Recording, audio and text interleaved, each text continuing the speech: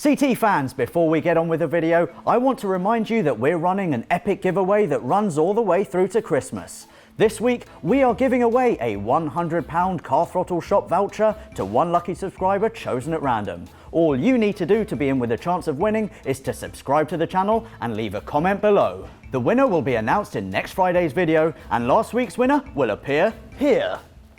Congratulations! Now, on with the show. 6 JDM gems that always get overlooked. The list of JDM legends is long, and while history might not rank these cars close to the top, they definitely deserve more love than they get. Mitsubishi GTO VR4. Why the GTO or 3000 GT outside of Japan never reached the same heights as Toyota's Supra or Celica, cars that the GTO was designed to rival, we'll never know. The twin-turbo V6 powered VR4 featured 4-wheel drive and came with 4-wheel steering as well as active aerodynamics. And with at least 296 bhp, later versions had 320 brake, pop-up headlights and great looks, it was a legitimate beast that never really carved its own name as a legend, in the same way as its contemporaries. C110 Nissan Skyline. The 1970s saw Nissan design some absolute classics, but for some reason the likes of the C110 Skyline are still considered fairly niche. It was deliberately penned to look like an American muscle car of the time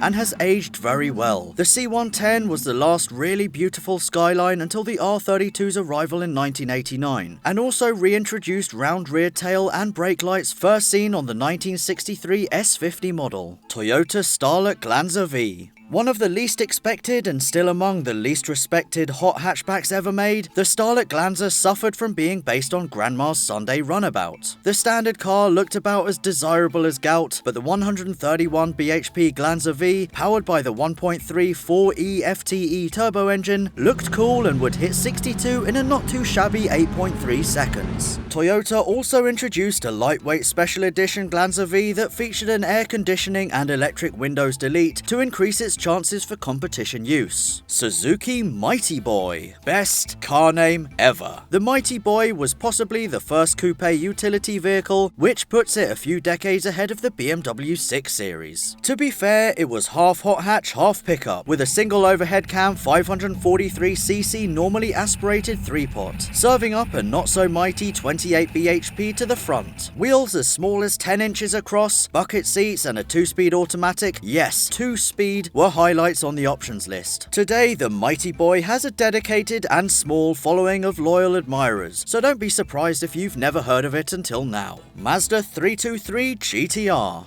The MAZDA 323 GT-R was a homologation special launched in 1992 and was based on the 4-wheel drive GTX. It had flared arches, stiffer anti-roll bars, 5-stud hubs with better brakes, and major engine upgrades. Interestingly, the GT-R had a limited top speed of 180 km per hour or 112 miles an hour, which could be raised as far as the engine was willing, by simply removing a screw on the back of the instrument cluster labelled 180 km per hour, which is good to know. AutoZam AZ1. Is it a baby Ford RS200? Nope. It's the rarest of the late 80s and early 90s K cars built solely for the Japanese market. A combination of a high price, ill-timed release at the start of a recession, and cramped interior made the AZ1 a flop against a generally better Honda Beat and Suzuki Cappuccino. But just look at it. The Type A model even had gull-wing doors and pop-up headlights. Awesome! Power for the AZ1 came courtesy of a Suzuki Source 657cc mid-mounted turbo engine with a solid 64 horsepower and 63 pounds-foot of torque. That powered the rear wheels via a 5-speed manual gearbox. What do you say we drop it into second gear and rev the nuts off it? There we go, up to its 9,000 RPM limiter. We're already doing speeds that I can't describe to you, but the first thing you will know is that it sounds awesome. We've got a modified exhaust on here.